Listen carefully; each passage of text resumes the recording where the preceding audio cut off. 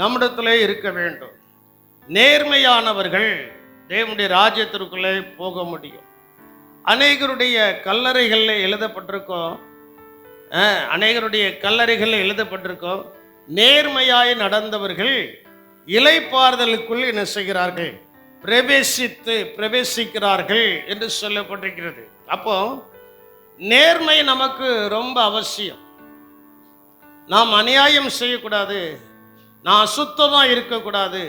தேவனுடைய வார்த்தைக்கும் தேவனுடைய ஊழியக்காரனுக்கும் எப்பொழுதும் என்ன செய்யணும்? கீழ்ப்படிந்து என்ன செய்யணும்? நடக்கணும்.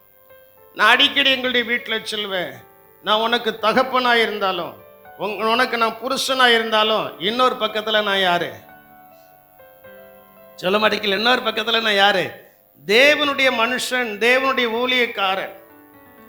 ரெவரண்ட் பென் கானிகிராப் இதை அடிக்கடி அவர் சொல்கிறதான வார்த்தையை நான் கவனித்திருக்கிறேன். 5000 ஊழியர்கள் கூடியிருக்கிற இடத்துல அவர் அடிக்கடி இந்த வார்த்தையை சொல்வார், நான் தேவனுடைய மனுஷன், நான் தேவனுடைய ஊழியக்காரன். தேவனுடைய ஊழியக்காரனுடைய வார்த்தைக்கு எவர்கள் கீழ்ப்படுகிறார்களோ அவர்கள் தான் நேர்மையானவர்கள். அல்லேலூயா. ஏனென்றால் அந்த தேவனுடைய ஊழியக்காரன் இயேசு நின்று பேசக்கூடிய இடத்துல கர்த்தருடைய வாயாக நின்று என்ன செய்கிறான்? பேசுகிறான். என் அன்பு தேவனுடைய சின்னமே, தேவனுடைய பிள்ளைகளே, அப்படி நாம் நேர்மையாய் நடந்து கொள்ள வேண்டும். நேர்மை என்கிறதான வார்த்தைக்கு ஆங்கிலத்தில் ஹானஸ்டி என்று சொல்லப்பட்டிருக்கிறது. ஹானஸ்டி என்றால் அதில் 4 அர்த்தங்கள் இருக்கிறது. ஒன்று யோக்கியம். நாம் யாரு? சிலர் சொல்லுவாங்களே, ஒரு பெரிய செம்பூர்னு யோக்கியம். அந்த யோக்கியம் தான் நான். அல்லேலியா சொல்ல மாட்டேங்க. அவங்க சொல்லுவாங்க, இவர் பெரிய செம்பூர்னு யோக்கியம். அந்த யோக்கியம் தான் நீங்களும் நானும். இன்னும் அல்லேலியா சொல்ல மாட்டேங்களே. வசனம் சொல்கிறது நாம் எப்படிப்பட்டவர்கள்? யோக்கியமானவர்கள். 2வது, நன்மையான இருதயம் கொண்டவர்கள். என்ன இருதயம் நம்மிடத்தில் இருக்கிறது? நன்மையான இருதயம் நம்மிடத்தில் என்ன செய்கிறது? இருக்கிறது. 3வது, சீராய் நடப்பவர்கள், ஒழுக்கமாய் இருப்பவர்கள். ஒழுக்கக்கேடு அவருடைய வாழ்க்கையில் என்ன செய்யாது? வரவே வராது. அவர்கள் ஒழுக்கமாய் இருப்பவர்கள். 4வது, நலமானதை செய்பவர்கள். யாரு? நலமானதை என்ன செய்வார்கள்? செய்வார்கள். அப்போ இந்த 4 வார்த்தைகளை கொண்டதான ஒரே ஒரு வார்த்தை நேர்மை. அப்போ நேர்மை என்றால் யோக்கியமானவர்கள், நேர்மை என்றால் நன்மையான இருதயம் கொண்டவர்கள், நேர்மை என்றால் சீராய் நடப்பவர்கள், நேர்மை என்றால் நலமானதை பேசுபவர்கள். அல்லேலூயா. அப்போ இந்த நலமான வார்த்தைகள், நல்ல காரியத்தை செய்கிறதான தேவனுடைய பிள்ளைகள் தேவனுடைய ராஜ்யத்திலே அவர்கள் என்ன செய்வார்கள்? இருப்பார்கள். தேவ ராஜ்யத்திற்கு நாம் ஏன்னா நேர்மையானவர்களுக்கு தான் கட்டுப்பாடு உண்டு, நேர்மையற்றவர்களுக்கு கட்டுப்பாடு இல்லை. சபையில் இருக்கிறவங்களுக்கு தான் கட்டுப்பாடு, சபைக்கு வெளியில் இருக்கிறவங்களுக்கு என்னது கிடையாது? கட்டுப்பாடு கிடையாது. சபையில் இருக்கிறவங்களுக்கு, இயேசுவை பின்பற்றுகிறவர்களுக்கு தான் இந்த வேதத்தின் கட்டுப்பாடு. இயேசுவை பின்பற்றாதவர்கள் எப்படி வேண்டாலும் என்ன செய்யலாம்? போகலாம். அதனால் நேர்மையானவர்கள், ஏசாயா 57 அதிகாரம் 2வது வசனத்தில் சொல்லப்பட்டிருக்கிறது, நேர்மையாய் நடந்தவர்கள். அதை நாம் கடைசியாய் தான் வாசிக்க போகிறோம். நம்முடைய வாழ்க்கை ஒரு நேர்மையாய் இருக்க வேண்டும். நம்முடைய குடும்பம் ஒரு நேர்மையாய் இருக்க வேண்டும். நாம் எதை செய்கிறோமோ அதில் தேவன் மகிமைப்பட வேண்டும். எதை ஒருத்தருக்கு எதை செய்யக்கூடாது என்று சொல்லுகிறோமோ அதை செய்ய வேண்டாம். செய்யணும் என்று சொல்கிறதை செய்யும்போது அங்கே தேவனுடைய நேர்மை என்ன செய்கிறது? வெளிப்படுகிறது. நேர்மையானவர்கள் வேதாகமத்திலே நாம் பார்க்கும்போது ஒரு காரியத்திற்காக 7 பேரை தெரிந்தெடுக்கிறார்கள். அப்போஸ்தலர் 6ஆம் அதிகாரத்தில் அங்கே ஒரு பெரிய விவாதம் ஏற்படுகிறது. என்னவென்றால், அங்கே சீஷர்களுடைய கூட்டம் இருக்கிறது, அப்போஸ்தலர்கள் அங்கே இருக்கிறார்கள். எல்லாரும் இருக்கும்போது அங்கே ஒரு பிரச்சனை என்ன அப்படின்னா, விதவைகள் அன்றாட திட்டத்தில் சரியாக என்ன செய்யப்படவில்லை? விசாரிக்கப்படவில்லை. அவர்களை யாருமே கண்டுகிடல. ஆனால் சபை அங்கே ஒரு பொறுப்பெடுக்கிறது, அப்போஸ்தலர்கள் அங்கே ஒரு பொறுப்பெடுக்கிறார்கள். அப்போ ஒரு 7 பேரை தெரிந்தெடுக்க வேண்டும். எத்தனை பேரை தெரிந்தெடுக்கணும்? 7 பேரை தெரிந்தெடுத்து அவங்கள தலையில கை வச்சு ஜெபம் பண்ணி அவங்களுக்கு ஆகாரம் கொடுக்கறது, அவங்கள விசாரிக்கிறது எல்லாம் நீங்க பார்த்து கொள்ளணும். நாங்க தேவ சமூகத்தில் அமர்ந்திருந்து கர்த்தருடைய வசனத்தை உங்களுக்கு என்ன செய்வோம், போதிப்போம் என்று அப்போஸ்தலர்கள் சொல்கிறார்கள். அதில் ஒரு மனிதன் தான் ஸ்தேவான். இந்த 7 பேர்ல ஒருத்தன் தான் ஸ்தேவான். அவன் நேர்மையாய் நடந்ததுனால இந்த உலகம் அவனை அங்கீகரிக்கவில்லை. நேர்மையாய் நடப்பவர்களை இந்த உலகம் என்ன செய்யாது, அங்கீகரிக்காது. பார்க்கலாம், ஒரு உதாரணத்துக்கு சொல்றேன். நான் இந்த விளாத்திகுளத்துக்கு வந்ததுனால இருந்து என்னை பத்தி குறை பேசிட்டே தான் இருக்கிறாங்க. சரி, இந்த 2024 முடிஞ்சிச்சு அப்படின்னா 2025 ஒரு வீட்டுக்கு போயிருக்கிறேன். அவங்க என்கிட்ட வந்து கேட்குறாங்க, பாஸ்டர் நீங்க இப்படி சொன்னீங்களோ? 2025 எத்தனை நாள் தான் முடிஞ்சிருக்கு? பாஸ்டர் மட்டும் கேட்டு பாருங்க, நீங்க இப்படி சொன்னீங்களோ?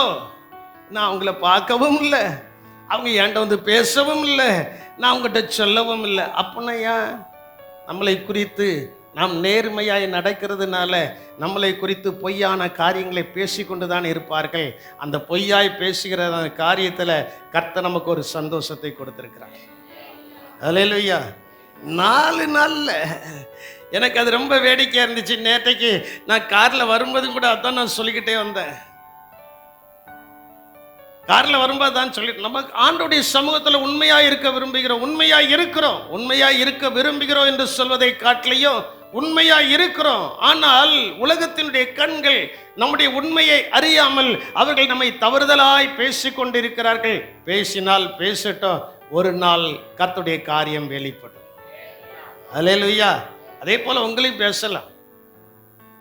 ஏன்னா நீங்க நேர்மையாய் நடக்கிறீர்கள். இயேசுவின் இரத்தத்தினால மீட்கப்பட்டு, இயேசுவின் இரத்தத்தினால கழுவப்பட்டு, இயேசுவோடு உடன்படிக்கை பண்ணி, பரிசுத்தாவின் அபிஷேகத்தை கொடுத்து, மகனே மகளே நீ திசை கட்டு போகாதபடி நான் உன்னை நடத்துவேன் என்று சொல்லி ஆவியானவருடைய கரங்களை பிடித்து நடத்துகிறபடியினால் நாம் நேர்மையாக அந்த தேவ ராஜ்யத்திற்கு செல்ல போகிறோம். அல்லேலூயா, அல்லேலூயா, அல்லேலூயா. ஆகையினால் என் அன்பு தேவனுடைய ஜனமே, அங்கே ஸ்தேவானை தெரிந்தெடுக்கிறார்கள். ஸ்தேவானை என்ன செய்கிறார்கள்? 3வது வசனத்தில் நாம் பார்க்கும்போது தெரிந்தெடுக்கிறவர்களுடைய சாட்சி எப்படி இருக்க வேண்டுமா? பரிசுத்த ஆவியும் ஞானமும் நிறைந்த. 1 பரிசுத்த ஆவியினால நிரம்பி இருக்கணும், 2 ஞானத்தினால நிரம்பி இருக்கணும், 3 நல்ல சாட்சி பெற்று இருக்க வேண்டும். சபையில் நல்ல பொறுப்போடு கூட நீங்கள் வேலை செய்தீங்கன்னா, நான் கர்த்தருக்குள்ள விசுவாசிக்கிற பொறுப்போடு செய்தவங்களுக்குள்ள பரிசுத்த ஆவியின் தேவன் இருக்கிறார். பொறுப்போடு வேலை செய்கிற இடத்துல கர்த்தருடைய ஞானம் இருக்கிறது. பொறுப்போடு வேலை செய்கிறவர்கள் நல்ல சாட்சியை பெற்றுக்கொண்டு தான் இருக்கிறார்கள். அப்போ ஒருவேளை நீங்கள் மற்றவங்களை நாங்களாம் அப்படி இல்லையா, வேத வசனம் சொல்லுது, அதை நான் சொல்லுது.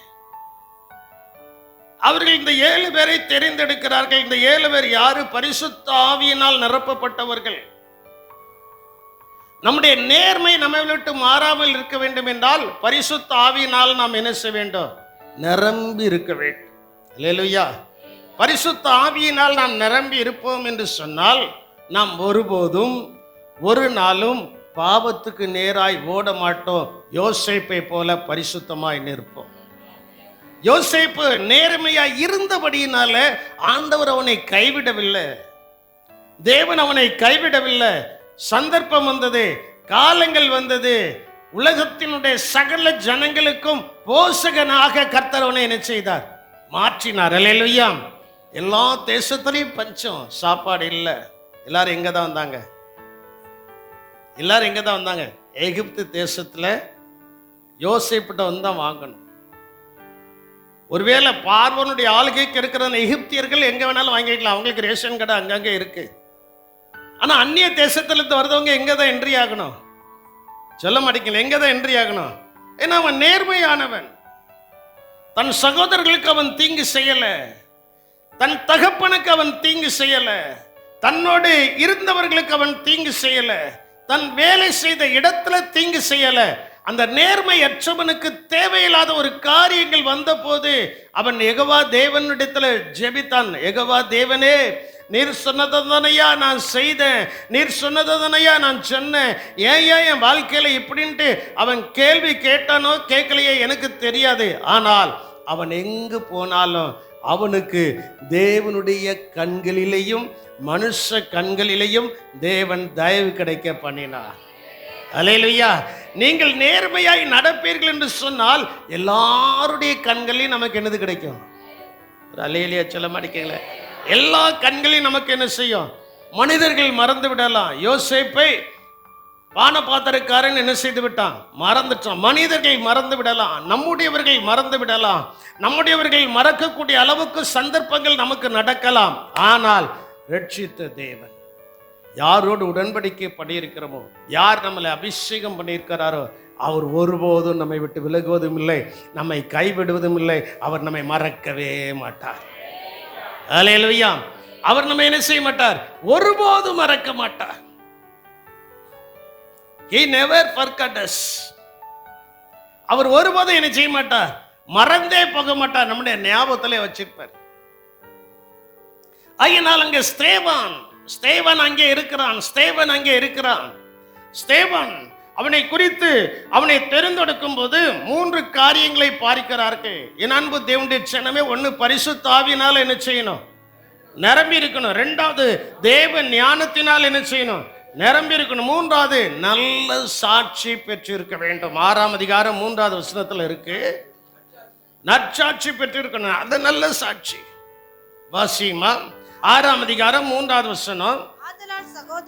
ஆதலால் சகோதரரே பரிசுத்த ஆவியும் ஞானமும் நிறைந்து நற்சாட்சி பெற்ற 7 பேரை உங்களில் தெரிந்து கொள்ளுங்கள்.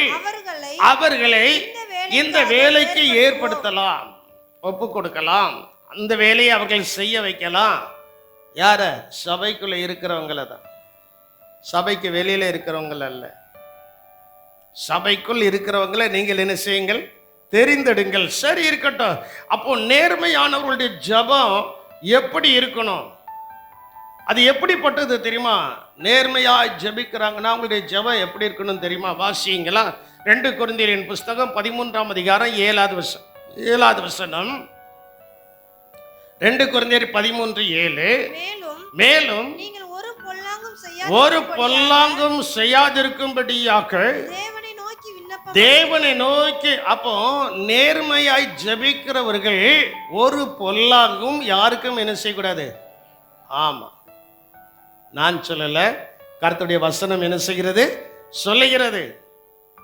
கர்த்தருடைய வசனம் சொல்கிறது, நேர்மையாய் நடப்பவர்கள் அவருடைய ஜெபம் பிறருக்கு பொல்லாங்கு செய்யக்கூடாது. பொல்லாங்கு செய்கிறவர்களை அவர்கள் ரட்சிக்கப்படும்படியாக ஜெபிக்க வேண்டும். அல்லேலூயா. ஏனென்றால் அதற்கு கீழே என்ன அழகாய் சொல்லப்பட்டிருக்கிறது? நாங்கள் பரீட்சைக்கு நின்றவர்கள் என்று காணப்படும் பொருட்டல்ல, நாங்கள் பரீட்சைக்கு நில்லாதவர்கள் போல் இருந்தாலும் நீங்கள் நலமானதை செய்யும் பொருட்டே. அப்ப பாருங்க, நான் தான் சொன்னேன், ஹானஸ்டினா நலமானதை செய்தல். நம்முடைய விண்ணப்பம் நம்ம நல்ல ஜெபம்னதான், நல்ல ஜெபிக்கிறதன நாம் தீமையான காரியத்தை செய்யக்கூடாது, நலமானதை செய்ய வேண்டும். எதை செய்யணும்? நலமானதை என்ன செய்யணும்? பொல்லாப்பு செய்யாதிருக்கும்படியாக, பொல்லாங்கும் செய்யாதிருக்கும்படியாக. ஏன்னா பொல்லாப்பு செய்கிறவர்கள் பொல்லாங்கனால் உண்டாயிருக்கிறார்கள். அவர்கள் தேவனால் என்ன செய்யல? உண்டாயிருக்கவில்லை. நம்முடைய ஜெபத்தை குறித்ததான மேன்மை நமக்கு தெரியணும். நம்முடைய ஜெபத்தை குறித்ததான மேன்மை நமக்கு என்ன செய்யணும்? தெரியணும். நல்லவர்களாக இருந்து தேவ சமூகத்தில் காத்திருந்து தேவ சமூகத்தில் அமர்ந்திருந்து ஜெபிக்கிறதான நாம் நம்முடைய சிந்தனையில கூட, நம்முடைய யோசனையில கூட, நம்முடைய எண்ணங்களில் கூட ஒரு பொல்லாங்கு ஒருவருக்கு செய்ய வேண்டும் என்கிற எண்ணம் என்ன செய்யக்கூடாது? வரக்கூடாது. அவங்க தான் யாரு? நேர்மையானவர்கள். அல்லேலூயா. ஒருத்தருக்கு உதவி செய்யணும். உதவி செய்ய மனம் இல்லையா? செய்கிறவங்கள்ட்ட போய் அவங்களுக்கு செய்யாதீங்கன்னு சொல்லக்கூடாது. அல்லேலூயா. செய்கிறவங்கள்ட்ட போய் செய்யாதீங்கன்னு சொல்லக்கூடாது. நமக்கு மனம் இல்லை, அவங்க செஞ்சுட்டு போட்டோம். நமக்கு மனம் இல்லைங்கிறதையும் வெளிப்படுத்தக்கூடாது. ஆண்டவரே, அந்த மனசை எனக்கு என்ன செய்யும் தாரும், அந்த மனசை எனக்கு என்ன செய்யும் தாரும். ஆண்டவர்கிட்ட கேட்கணும். அப்போ ஜெபிக்கிறவர்கள் பொல்லாங்கு செய்யாதபடி நலமானதை என்ன செய்யணும், எல்லாருக்கும் நலமான காரியத்தை செய்யணும். எல்லாருக்கும் நலமான காரியத்தை என்ன செய்யணும். அவங்களுடைய நன்மைகள் உடைய தீமைகள் எல்லாவற்றிலேயும் நேர்மையானவர்கள் கலந்து கொண்டு அவர்களுக்கு ஆறுதலாக இருக்க வேண்டும். அல்லேலூயா. அவர்களுக்கு எப்படி இருக்கணும், ஆறுதலாக இருக்கணும். சுகம் இல்லையா, அவர்களுக்காக பாரப்பட்டு ஜெபம். எனக்கு தெரியும் இவன் போன போக்கு, இவங்க பேசின பேச்சு இருக்கட்டும், பேசினது இருக்கட்டும், போனது இருக்கட்டும். அவருடைய பலவீனத்தில் நாம் அவர்களை என்ன செய்ய வேண்டும், தாங்க வேண்டும். அல்லேலூயா. அதான் நேர்மையானவர்கள். நம்ம பேசினது போல, நம்ம செய்தது போல, நமக்கு நம்ம செஞ்சது, நம்ம இதெல்லாம் இயேசுநாதர் நினைச்சுக்கிட்டே இருப்பாருன்னு வைங்களா, ஒண்ணுமே என்ன செய்ய முடியாது, செய்ய. இயேசுநாதர்கிட்ட போய் அறிக்கை செய்த உடனே இயேசுநாதர் மன்னிக்கிறார்ல, அறிக்கை செய்யாதவன மன்னிக்க மாட்டாரு. நான் அடிக்கடி எங்க வீட்டில் சொல்லுவேன், மனம் கசந்து அவங்க அழுதுட்டா, மனம் நொந்துட்டா, மனஸ்தாபப்பட்டுட்டா அவங்கள மன்னிக்கலாம். இல்லை நம்ம செய்தது சரிதான் அப்படின்ட்டு நிமிர்ந்து நிற்கிறவங்கள நம்ம என்ன செய்ய முடியாது. யூதாஸ் நிமிர்ந்து நின்னா ஆண்டவர் மன்னிக்கல. ஆனா பேதுரு மனம் கசந்து, சொல்ல மாட்டேங்கிங்களே, மனம் கசந்து என்ன செய்தான், அழுதான். ஆண்டவர் மன்னிச்சிட்டார். மன்னிக்கப்பட்டவனுடைய நிழல் பட்ட உடனே அங்க ஒரு தெய்வீக சுகம் வருது. அல்லேலூயா. அப்ப இயேசுவால் நாம் மன்னிக்கப்பட்ட ஒரு நேர்மையான வாதியாக, நேர்மையானவர்களாக வாழும்போது நம்மை கர்த்தர் பயன்படுத்த விரும்புகிறார். அல்லேலூயா. நம்மை கர்த்தர் என்ன செய்கிறாரு, பயன்படுத்த விரும்புகிறார். பேதுரு மனம் கசந்து, ஆண்டவர் நேரடியா சொன்னதான வார்த்தை, ஏப்பா யூதாஸுக்கும் நேரடியா சொன்னதான வார்த்தை. அந்த மனுஷன் பிறவாதிருந்தான், ஆனால் அவனுக்கு ஐயோ நம்மளை சொல்றாரு, நம்ம தப்பு செய்ய போறோமே, ஒரு மன நோவு காணப்பட்டு, எசப்பா என்னை அதிலிருந்து விடுதலை ஆக்கொண்டு அவருடைய பாதத்தில் விழுந்து கெஞ்சிருப்பானா, யூதாஸுக்கும் மன்னிப்பு கிடைச்சிருக்கு. அல்லேலூயா. பேதுருவிடத்தில் ஆண்டவர் சொல்றாரு, நீ எனக்காக அவ்வளவு துணிகரம் கொண்டிருக்க, சேவல் கூறுறது 2 திருப்பு கூறுறதுக்கு முன்னால நீ எத்தனை திருப்பு மறுதளிப்பாய், 3 திருப்பு மறுதளிப்பாய். ஆண்டவர் சொன்னாரு,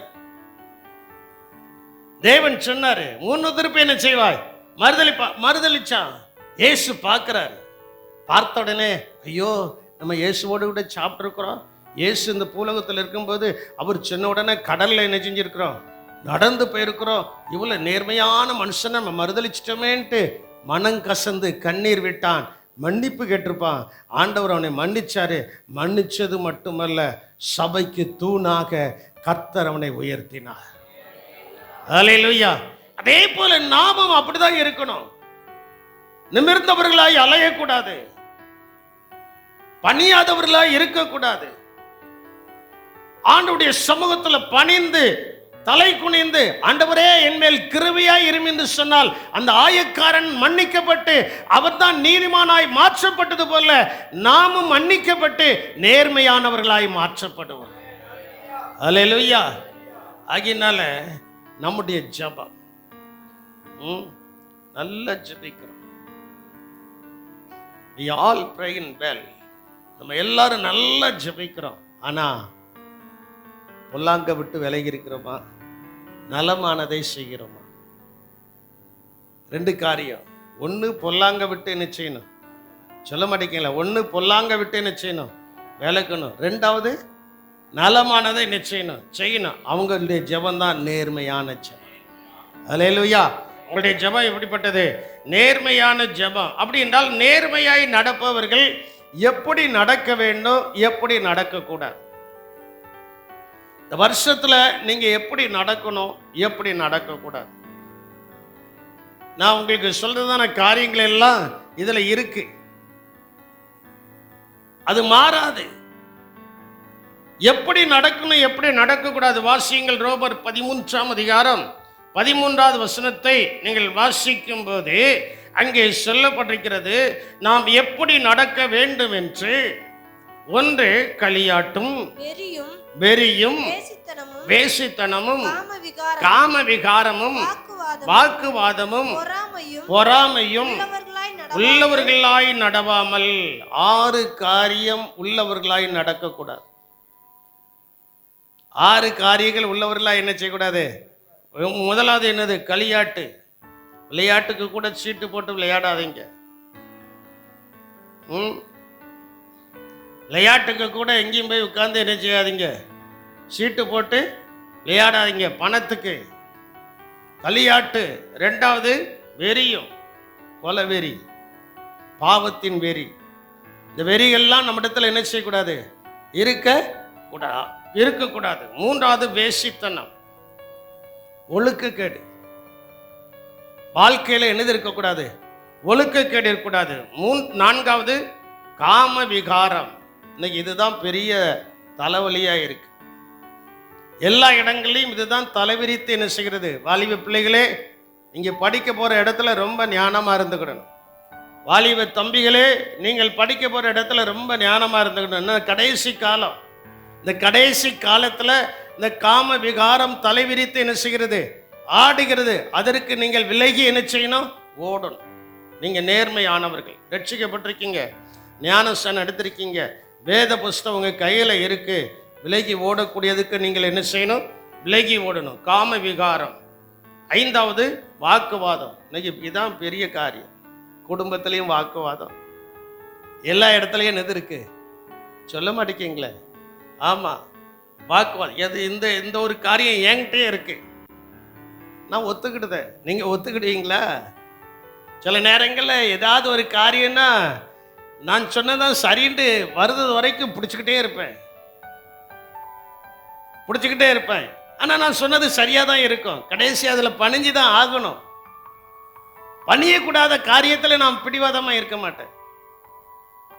பணியக்கூடிய காரியத்தில் நான் பிடிவாதமாக இருந்தால் நான் ஒரு ஊழியக்காரன் அல்ல, நான் பணிய வேண்டும். நான் என்ன செய்யணும்? அந்த ஞானத்தை கர்த்தர் கொடுத்திருக்கிறார். வாக்குவாதம். இன்னைக்கு அநேக குடும்பத்தில் ஒருத்தருக்கு ஒருத்தர் வாக்குவாதம் பண்ணி வரப்போகிற ஆசீர்வாதத்தை நீங்க கெடுத்து விடுதீங்க. நேர்மையானவர்களே கர்த்தர் ஆசீர்வதிக்கிறார். அந்த ஆசீர்வாதம் உங்களுக்கு வரணும்னா உங்களுக்குள்ள இருக்கிற வாக்குவாதத்துக்கு ஒரு முற்றுப்புள்ளி வச்சிருங்க. அந்த வாக்குவாதம் வருதா, ஐயா நான் செய்ததும் தப்பு, எம்மா நான் செய்ததும் தப்பு அப்படின்ட்டு சொல்லி ஒருத்தருக்கு ஒருத்தர் ஒப்புரவாகி சரியாகுங்க. அந்த குடும்பத்தில் ஆசீர்வாதம் வரும். அல்லேலூயா. அந்த குடும்பத்தில் என்னது வரும்? ஆசீர்வாதமா அப்படின்ட்டு நின்னா, நான் அடிக்கடி சொல்வேன், முறைச்சி பார்க்காதீங்க. எனக்கு அது அந்த பார்வை பிடிக்கவே பிடிக்காது. முறைச்சி பார்க்குற பார்வையும் கீழ் அந்த பார்வையும் எனக்கு என்ன செய்யாது. நான் எதுனாலும் நேரில் தான் பார்ப்பேன். கர்த்தருடைய பரிசுத்த நாமம் மகிமைப்படுவதாக. வாக்குவாதங்கள் நமக்குள்ள என்ன செய்யக்கூடாது இருக்கு. உங்க பிள்ளைகள்ட்ட நீங்க வாக்குவாதம் பண்ண வேண்டாம், சொல்லணும். கேட்கலையா நம்ம பாட்டில் தூர போயிட வேண்டியது. நம்ம பாட்டில் என்ன செய்யணும்? உங்க பெற்றோர்களை நீங்க எதிர்த்து நிற்காதீங்க. அது தேவனை எதிர்த்து நின்றதுக்கு சமம். அதான் உங்களுக்கு சொல்லுதேன். பிள்ளைகள் பெற்றோர்களை ஏற்று நிற்கிறாங்க, பிள்ளைகள் பெற்றோர் இடத்துல வம்பு பண்ணுதாங்கன்னா அது தேவனுடைய பார்வையில் அசிங்கமா என்ன செய்கிறது இருக்கிறது. வாக்குவாதங்கள் வேண்டாம். 6வது சொல்லப்பட்டிருக்கிறது பொறாமையும். இந்த ஆமை தான் பெரிய ஆமை. இந்த ஆமை தான் பெரிய ஆமை. இந்த ஆமை என்ன செய்யக்கூடாது? இருக்க கூடாது. பொறாமையோ எலும்புரிக்கு என்று சொல்லப்பட்டிருக்கு. பொறாமை நம்மிடத்தில் இருக்கக்கூடாது, நல்ல பலனா இருக்க வேண்டும். அல்லேலூயா. இப்படி உள்ளவர்களாய் நீங்கள் நடாவாமல் பகலிலே நடக்கிறவர்கள் போல ஒழுக்கமாய் நடந்து கொள்ளுங்கள். சீராய் நடந்து கொள்ளுங்கள்னா எப்படி நடந்து கொள்ளுங்க? ஒழுக்கமாய் என்ன செய்யுங்க? நடந்து கொள்ளுங்கள். ஒழுக்கம். கடைசி நாட்கள்ல ஒழுக்க கேடுகள் நிறையாய் காணப்படுகிறது. நாமும் நம்முடையவர்களை ஒழுக்கமாய் இருக்கும்போது நம்முள்ளமாய் தேவனுடைய நாமம் என்ன செய்யும்? மகிமைப்படும். தேவ ராஜ்யம் என்ன செய்யும்? கட்டப்படும். அதற்காக தான் கர்த்தர் நம்மை அழைத்திருக்கிறார். நேர்மையாய் நடக்க சொல்றார். சரியான பாதையில போப்பா, தவறுதலான பாதைக்கு என்ன செய்யாத, போகாத. நான் எப்பொழுதுமே சொல்வேன், குறைஞ்ச வருமானமா இருந்தாலும் அது நேர்மையான வருமானமா இருந்தா அதுல மீதியை கர்த்தர் கொடுப்பார். அல்லேலூயா. குறைஞ்ச வருமானம், என் வாழ்க்கையில் நான் குறைஞ்ச வருமானத்திலையும் குடும்பத்தை நடத்திருக்கிறோம், நிறைந்த வருமானத்திலையும் குடும்பத்தை நடத்துகிறோம். எல்லா சூழ்நிலைமைகளையும் எங்களை நடத்துகிறவர் தேவன். அதே போல உங்களை கர்த்தர் நடத்தணும் அப்படின்னா நேர்மையாய், நேர்மையாய், ஆண்டவரே நீர் எனக்கு தந்தது போதும் என்கிற ஒரு மனப்பான்மை உங்களுக்குள்ள வரும்போது அங்க மீதி உண்டாகும். அங்கலாய்க்க கூடாது. வருமானம் இல்லையேன்று நீங்க என்ன செய்யக்கூடாது, அங்கலாய்க்க கூடாது, பதறக்கூடாது. பதற்றம் ஒரு பெரிய பலவீனத்தை என்ன செய்யும், உண்டு பண்ணும். பதறக்கூடாது, அங்கலாய்க்க கூடாது.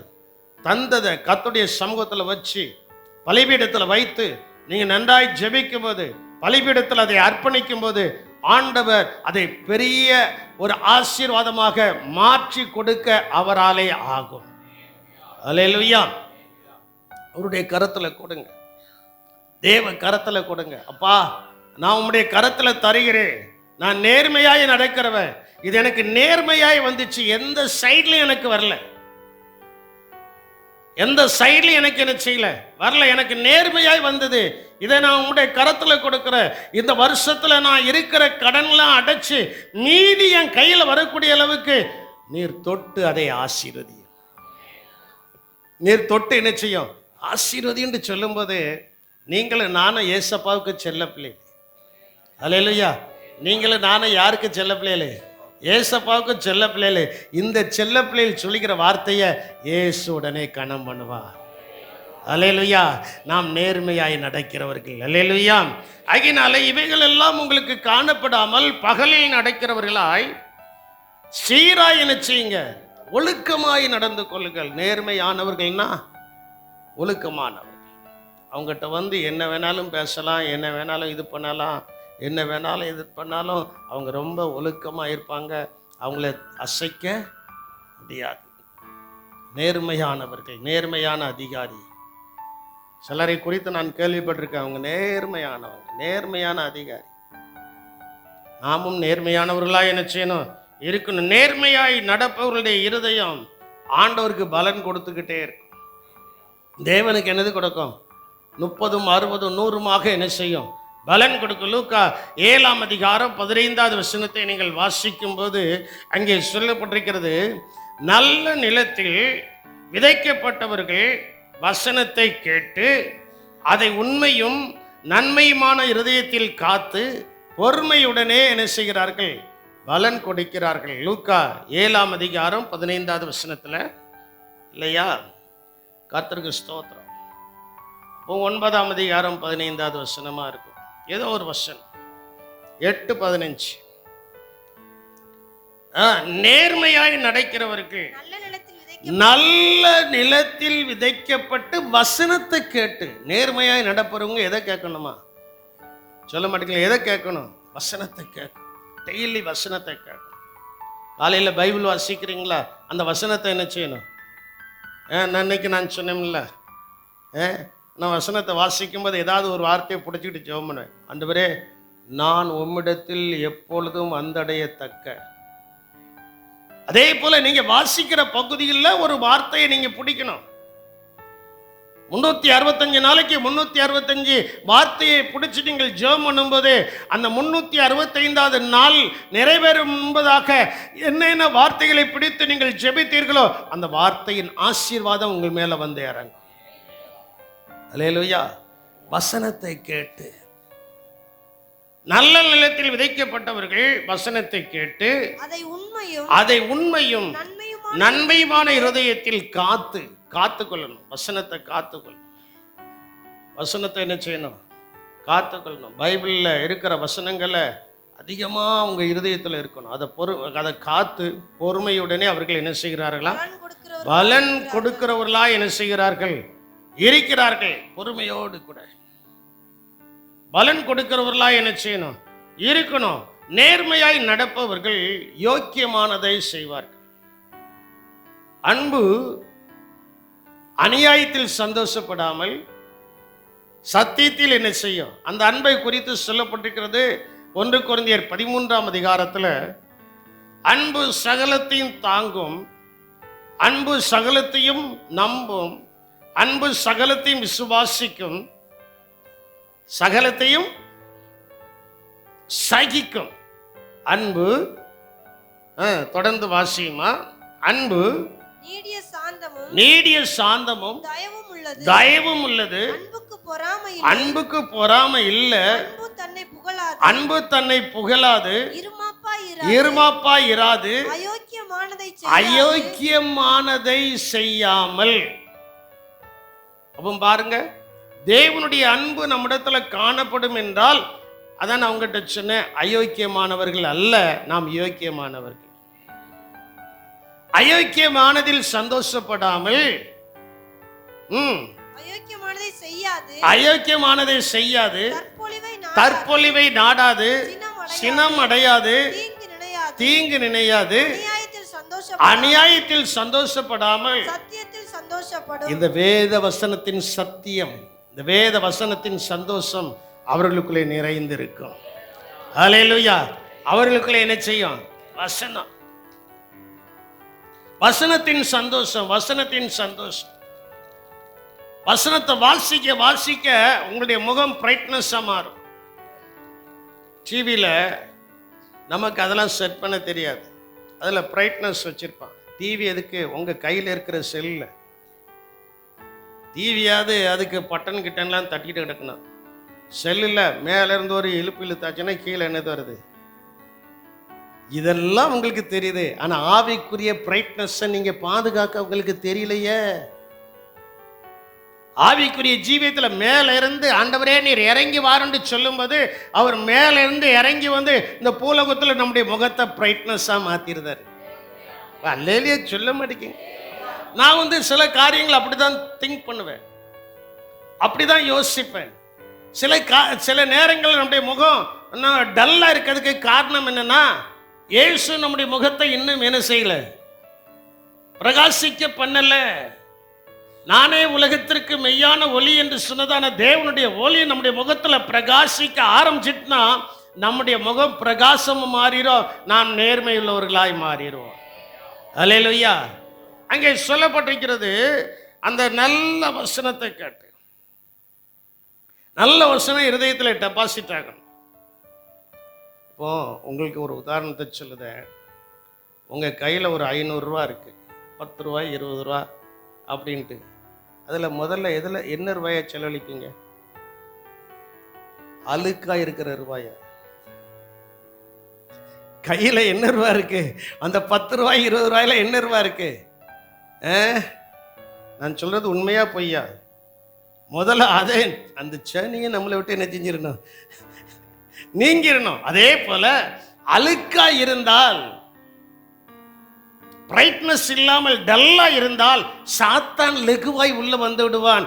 சாத்தான் உள்ள லெகுவாய் வந்து விட்டால் மறுபடியும் அவனை விரட்டுவதற்கு உபவாசித்து தான் ஜெபம். அல்லேலூயா. இப்போ நல்லா நீங்க பாருங்க, நம்ம கையிலேயே ஒரு அழுக்கு தாளை வச்சிருக்கிறதுக்கு நாம் என்ன செய்யல, வைக்கிறதுக்கு நம்ம என்ன செய்யல, விருப்பப்படலை. அந்த தாள் எப்படி இருக்கணும்?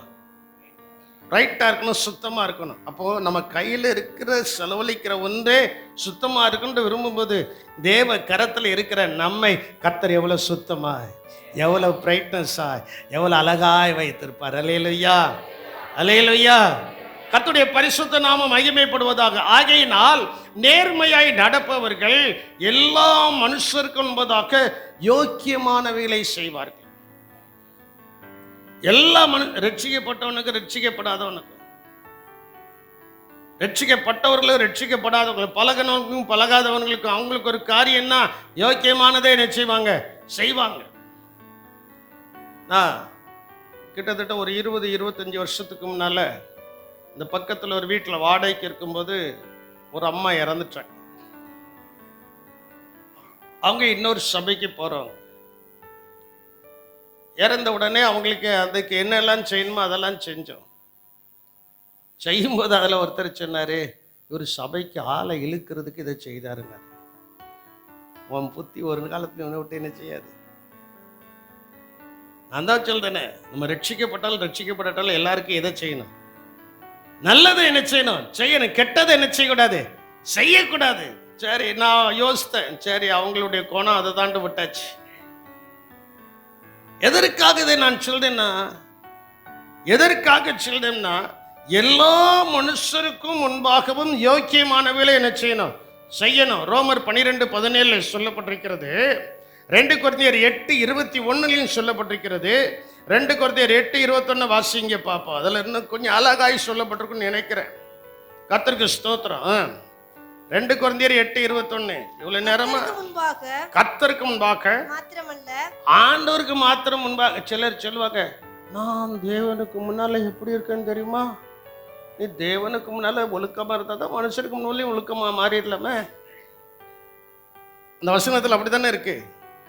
வாசிமா, கர்த்தருக்கு முன்பாக மாத்திரம் அல்ல, மனுஷர்களுக்கு முன்பாகவும் யோக்கியமானவர்களை செய்ய என்ன செய்யுங்கள்? நாடுவோம். சிலர் அடிக்கடி சொல்றதுன்னு வார்த்தை, நான் ஆண்டவருக்கு முன்பாக.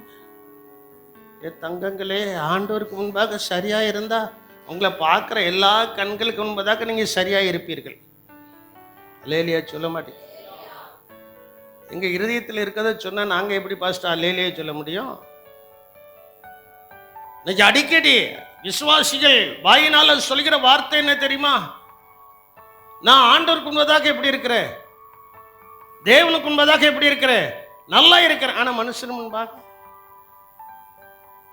யோசித்து பாருங்க. மனுஷர் முன்பாக, கர்த்தருக்கு முன்பாக நல்லா இருந்தா மனுஷனுக்கு முன்பாக எப்படிதான் இருப்போம்? ஆமா, யோக்கியமா தான் இருப்போம். மனுஷன் முன்பாக யோக்கியமா இருந்தா ஆண்டவர் முன்பதாக எப்படிதான் இருப்போம்? ரெண்டும் ஒன்றரை கலந்து விடும்.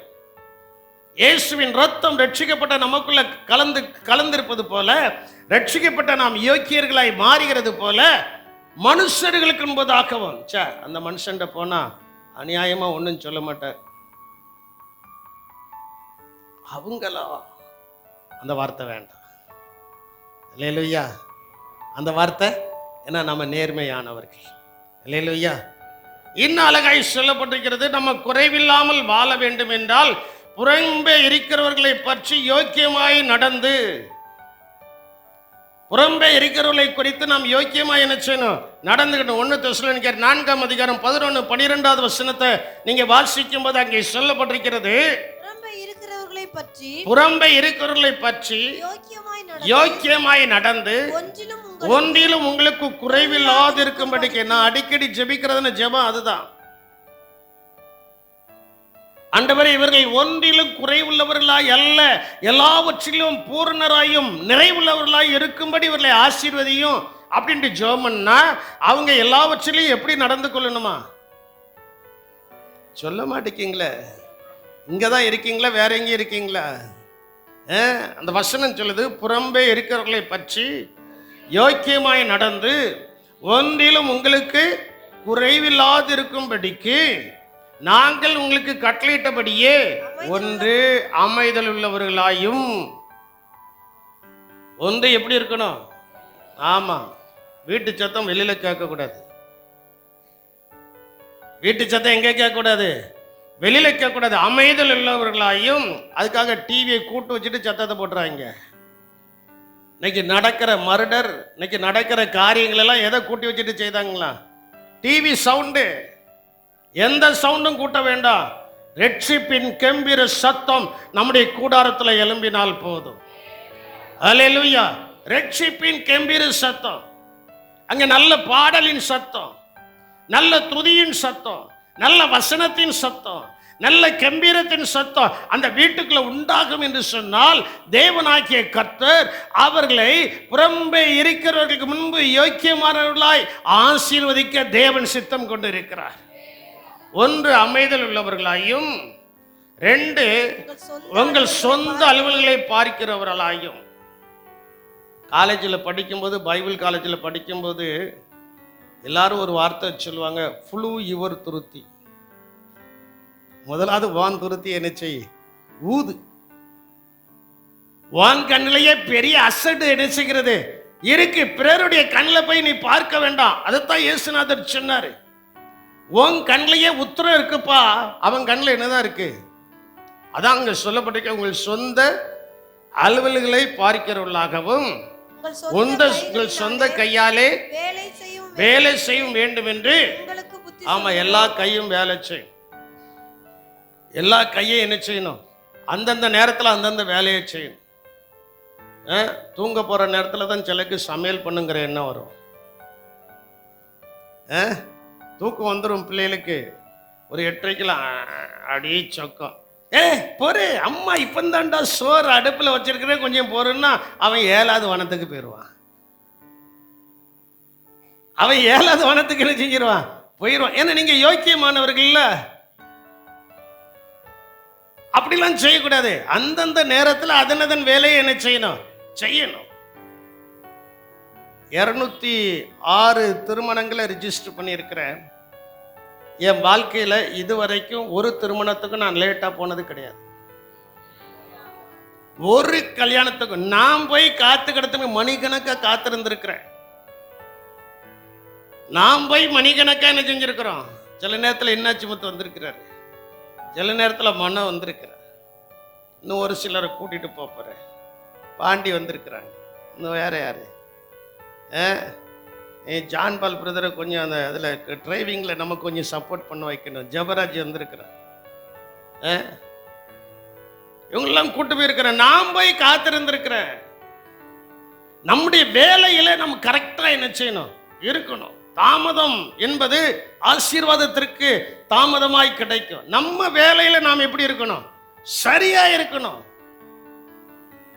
அப்போ யோக்கியமானவர்கள் ஒன்றிலையும் குறைவில்லாதபடி வாழ்வதற்கு அவர்கள் சாட்சியாக வாழ்வார்கள். ஒன்றிலும் உங்களுக்கு குறை வராது. நான் என்னுடைய ஜெபமே அதுதான்.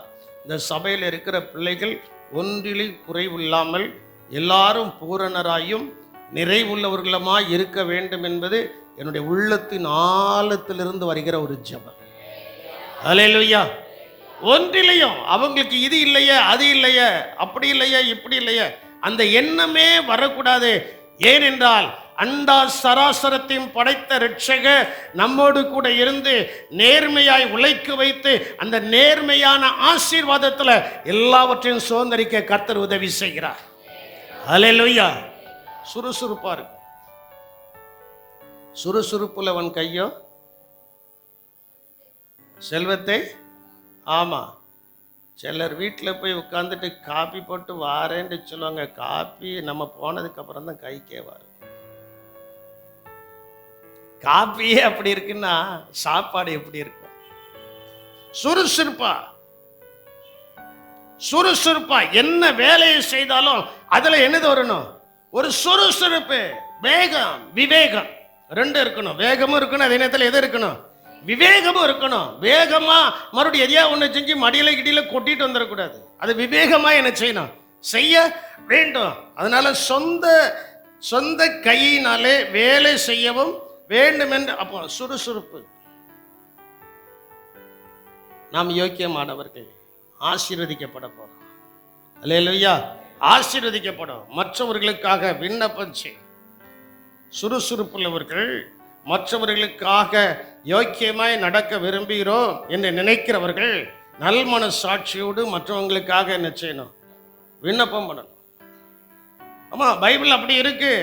எபிரேயர் 13ஆம் அதிகாரம் 18வது வசனத்தை வாசித்து முடிக்க போறோம். எபிரேயர் 13:18. எங்களுக்காக வேண்டிக் கொள்ளுங்கள், நாங்கள் நல்மன சாட்சி உள்ளவர்களாய் எல்லாவற்றிலும் யோக்கியமாய் நடக்க விரும்புகிறோம் என்று. ஆமா, நமக்குள்ள ஒரு கன்ஃபர்மேஷன் வரணும். நமக்குள்ள ஒரு நிச்சயம் வரணும். என்ன நிச்சயம்? நாங்க எல்லாவற்றிலும் எப்படி நடப்போம்? எல்லாரும் 2 கரங்களையும் வைத்து சொல்லுங்களா. நாங்கள் இல்ல நான் எல்லாவற்றிலையும் யோக்கியமாய், நேர்மையாய், சீராய், நல்மனதாய், நல்லதை செய்யும்படியாய் நடக்க விரும்புகிறேன். ஆவியான தேவனே ஆவியான தேவனே என்னை அவிதமாய் நடத்தும், என்னை அவிதமாய் நடத்தும் என்று சொல்லுகிறவர்கள் நல்ல கரங்களை கொட்டி கர்த்தரை மகிமைப்படுத்துங்கள் பார்ப்போம். அந்த வசனம் எவ்வளவு அழகாய் சொல்கிறது. எங்களுக்காக வேண்டிக் கொள்ளுங்கள், நாங்கள் நல் மனசாட்சி உள்ளவர்களாய் எல்லாவற்றிலும் யோக்கியமாய் நடக்க விரும்புகிறோம் என்று என்ன செய்திருக்கிறோம்? நிச்சயித்திருக்கிறோம். நம்முடைய நற்கிரியைகளை அவர்கள் காண வேண்டும். அல்லேலூயா. நம்ம யோக்கியமானவர்கள் என்கிற நற்கிரியைகளை இந்த வருடத்தில் அநேகர் காண போகிறாங்க. அப்படி காணும்போது என்ன நடக்கும்னா, நம்முடைய வாழ்க்கையில் ஒரு குறைவும் இல்லாதபடி கர்த்தர் நம்மை நடத்த போகிறார். 1 பேதுரு 2:12 வசனத்தை வாசித்து நாம் முடிப்போமாக. புறஜாதிகள் உங்களை அக்கிரமக்காரருக்கு விரோதமாய் பேசும் விஷயத்தில் அவர்கள் உங்கள் நற்கிரியைகளை கண்டு புறஜாதிகள் நம்மளை பேசும்போது, நமக்கு விரோதமாய் பேசும்போது, இந்த வசனத்தில் அப்படித்தானே இருக்கு. 1 பேதுரு 2:12 வசனத்துல புறஜாதிகள் உங்களை அக்கிரமக்காரர் என்று விரோதமாய் பேசும் விஷயத்தில் அவர்கள் உங்கள் நற்கிரியைகளை கண்டு அவற்றின் நிமித்தம் சந்திப்பின் நாளிலே தேவனை மகிமைப்படுத்தும்படி நீங்கள் அவர்களுக்குள்ளே அப்ப பாருங்க, அவங்க பேசதான் செய்வாங்க. வாஸ்து முடிச்சிருமா? நல் நடத்தை உள்ளவர்களாய் நடந்து கொள்ளுங்கள் என்று உங்களுக்கு புத்தி சொல்கிறேன். அப்ப பாருங்க, அவங்க பேசதான் செய்வாங்க. அவங்க வேலை நம்மளை குறித்து எதையாவது ஒன்று பேசிக்கிட்டே இருக்கணும். நம்ம வேலை அவங்களுக்கு முன்பு நல் நடத்தை உள்ளவர்களாய் நடந்து கொள்ள வேண்டும். அல்லேலூயா. நல் நடத்தை உள்ளவர்களாய் என்ன செய்யணும்? யாராவது உங்களை கை நீட்டி தேவையில்லாத வார்த்தை சொல்லுதாங்கன்னா நீங்கள் வருத்தப்படாதீங்க. ஆனால் அவங்க கை நீட்டி சொல்லக்கூடிய அளவுக்கு உங்ககிட்ட தவறு இருந்தால் ஆண்டவர்கிட்ட மன்னிப்பு கேளுங்க. நான் சொல்றது உங்களுக்கு புரியுதா?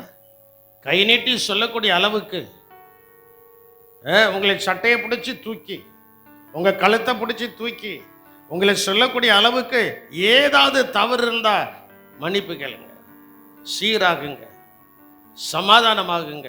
ஆனால் ஒன்றுமே இல்லாமல் பேசிகிட்டே இருக்காங்கன்னா அது சூரியனை பார்த்து ஒன்று குலைப்பது போல விட்டுருங்க. அல்லேலூயா.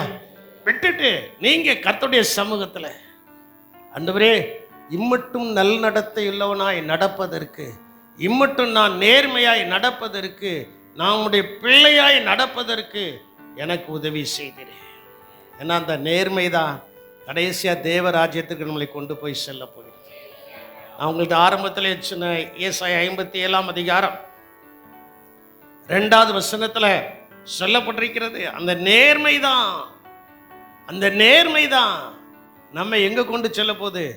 இப்போ நேர்மையாக இல்லைன்னா கீழே தான் போகணும். இப்போ நேர்மையாக இருந்தால் மேலே போகும். அல்லேலூயா. உங்களுக்கு எது அவசியம்? கொஞ்சம் சிந்திச்சு பாருங்க. உங்களுக்கு எது அவசியம்? ஏசாயா 57 2வது வசனத்தை வாசியுங்கள். நேர்மையாய் நடந்தவர்கள் சமாதானத்துக்குள் பிரவேசித்து தங்கள் படுக்கைகளில் பாருங்க, நேர்மையாய் நடந்தவர்கள். உங்களுடைய வாழ்க்கையில கோணலும் மாறுபாடமான ஒரு ஜீவியம் இருக்கக்கூடாது. இயேசு நம்மளை ரட்சித்திருக்கிறபடியினால் நாம் நேர்மையாய் நடக்க வேண்டும். அல்லேலூயா. ஏன்னா கடைசியா இந்த நேர்மை நம்மளை எங்கே கொண்டு போய் சேர்க்கிறது? பரலோக ராஜ்யத்தில் கொண்டு போய் சேர்க்கிறது. நேர்மையற்றவர்களாய் நடந்தால் பரலோக ராஜ்யத்துக்கு என்ன செய்ய முடியாது? போக முடியாது. ஒரு நிமிடம் முழங்கால் ஆண்டவரே, இன்று நான் கேட்ட சத்தியத்தின் படிகள் என்னை ஒரு நேர்மை உள்ளவளாய் மாற்று. நான் எந்த காரியத்திலேயாவது நேர்மையற்று நடந்திருப்பேன் என்றால் என்னை மன்னித்தரல. அந்த மீறுதல் எனக்கு வேண்டாம் கர்த்தாவே. அந்த மீறுதல் என்கிறதான பாவம் எனக்கு வேண்டாம். அக்கிரமம் என்கிறதான சிந்தனை எனக்கு வேண்டாம். என் ஜெபம் கேட்கப்படுவதற்கு ஆண்டவரே, நான் நேர்மையா யோக்கியமானவைகளை செய்து நலமானதை பேசி சீராய் நடந்து நல் மனதோடு ஜீவித்து உடைய ராஜ்யத்திற்கு நான் வர வேண்டும். உடைய ராஜ்யத்துக்கு நான் வர வேண்டும். உடைய ராஜ்யத்துக்கு நான் வருவதற்கு ஆண்டவரே, என்னிடத்தில் நேர்மையற்ற காரியங்கள் ஏதாவது இருக்கும் என்றால், உங்களை குறித்து எனக்கு தெரியாது, உங்களை குறித்து எனக்கு தெரியாது, பக்கத்தில் இருக்கிற மனைவியை குறித்தும் புருஷனை குறித்தும் ஒருத்தருக்கு ஒருத்தர் தெரியாது, அவங்க இருதயம் எப்படி இருக்குங்கிறது யாருக்கும் தெரியாது. ஆனால் அவரவர்களுக்கு அவரவர்களுடைய இருதயத்தை குறித்து நன்றாகவே தெரியும். உங்கள் இருதயத்தை மனசாட்சியை இப்போ நீங்கள் மலிக்கிட்டீங்கன்னா கடைசியாய் சொல்லப்பட்ட அந்த வசனத்தின்படி யாரோ தேவ ராஜ்யத்திற்கு போக முடியாது.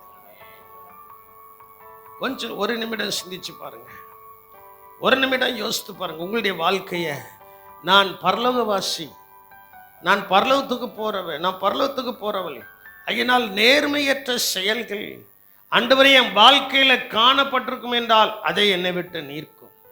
இந்த வருடம் முழுவதும் தேவரீர் எனக்கு கொடுத்த கிருபையாய் கொடுத்த இந்த வருடம் முழுவதும் நான் நேர்மையாய் நடக்க அனுதினமும் உடைய கண்ணை என் மேல் வைத்து எனக்கு ஆலோசனை சொல்லி நான் நடக்க வேண்டிய பாதைகளை வழிகளை நீர் எனக்கு காண்பியும் என்று ஜெபிக்கிறதான பிள்ளைகளை தேவன் நேர்மையாய் நடத்துகிறது மட்டுமல்ல, அந்த நேர்மையாய் நடக்கிறவர்களுக்கு என்ன என்ன ஆசீர்வாதங்கள் இருக்கிறதோ அவைகள் எல்லாவற்றையும் கர்த்தர் அவர்களுக்கு கொடுத்து அவர்களை ஆசீர்வதிக்க போறாரு. அல்லேலூயா, அல்லேலூயா. 2 கரங்களை உயர்த்துவோமா? நான் சொல்லுகிறதான ஜெபத்தை நீங்கள் ஏறெடுத்து, நான் சொல்லுகிறதான ஜெபத்தை ஏறெடுத்து, அந்த ஜெபம் நான் உங்களுக்கு சொல்லுகிறேன் அப்படின்னா நான் அந்த ஜெபத்தை செய்யதான் செய்கிறேன். சொல்கிறதான ஜெபத்தை ஏறெடுத்து ஆண்டவரே என்னை அப்படி நடத்தும் என்று சொல்லி 1 நிமிடம் கரங்களை கொட்டி சொல்லி முடித்ததுக்கு பின்பு நாம் ஜெபித்து முடிக்க போய் 2 கரங்களை உயர்த்தி இயேசுவே, எல்லாரும் சத்தமா இயேசுவே, இயேசுவே, இயேசுவே, எனக்குள்ள நேர்மையற்ற செயல்கள் ஏதாவது இருக்கும் என்றால் அதை என்னை விட்டு நீக்கிவிடும், அதை என்னை விட்டு நீக்கிவிடும், அதை என்னை விட்டு நீக்கி இந்த வருடம் முழுவதும் நான் நேர்மையாய் யோக்கியமானவனாய் நல் மனசாட்சியுடையவனாய் நல்லதை செய்கிறவனாய் சீராய் நடக்கிறவனாய் உம்முடைய சமூகத்தில் நடந்து கொள்ளும்படி உம்முடைய அபிஷேகமானது என்னை நேர்மையுள்ளவனாய் மாற்றி அதற்குள் இருக்கிற சகல ஆசீர்வாதத்தையும் எனக்கு தாரும் என்று சொல்லி கர்த்தரை துதியுங்கள்.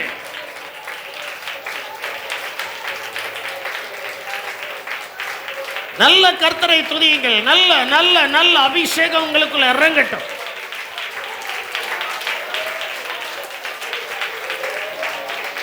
ஹல்லேலூயா. மே ஸ்தோத்திர கர்த்தாவே, மே ஸ்தோத்திர கர்த்தாவே, மே ஸ்தோத்திரம். எங்கள் அன்பின் இரட்சகரே, எங்கள் சிலுவையின் நாயகனே, 3ஆம் நாளில் ஜீவனோடு கூட எழுந்த இரட்சகரே, நாங்கள் உம்மை துதிக்கிறோம், உம்மை ஸ்தோத்திரிக்கிறோம் கர்த்தாவே. ஆண்டவரே, இந்த நாளில் நாங்கள் எங்களை அர்ப்பணித்து நாங்கள் ஜெபிக்கிறோம். நேர்மையற்ற செயல்கள் எங்களை விட்டு காணப்படும் என்றால், எங்களிலே காணப்படும் என்றால் அவைகளை எங்களை விட்டு நீக்கிடலும். இந்த வருடம் முழுவதும் நேர்மையாய் நடந்து அந்த நேர்மை என்கிற வார்த்தைக்குள் இருக்கிற சகல ஆசீர்வாதத்தையும் இந்த வருடத்தில் நாங்கள் சுதந்தரித்து சுடர்களை போல பிரகாசம் அடைய ஆண்டவர் எங்களுக்கு உதவி செய்தல்லும்படியாய் ஜெபிக்கிறோம். உடைய பிள்ளைகளை நீங்க ஆசீர்வதித்தல்லோ, உடைய பிள்ளைகளை நீங்கள் ஆசீர்வதித்தல்லோ, நேர்மையான பாதையில் ஆசீர்வதித்தல்லோ, நேர்மையான பாதையில இந்த வருடம் முழுவதும் உடைய பிள்ளைகளை நீர் ஆசீர்வதித்தல்லும்படியாய் ஜெபிக்கிறோம். கிருபை கூட இருக்கட்டும், கிருபை கூட இருக்கட்டும். ஆசீர்வாதங்களை சுதந்தரித்துக் கொள்ள தேவன் வசனத்தின்படிகாரம் பிள்ளைகளை ஆசீர்வதியும். இயேசுவின் நாமத்தில் ஜெபிக்கிறோம் எங்கள் ஜீவனுள்ள நல்ல தகப்பனே. ஆமென். ஸ்தோத்திரம்.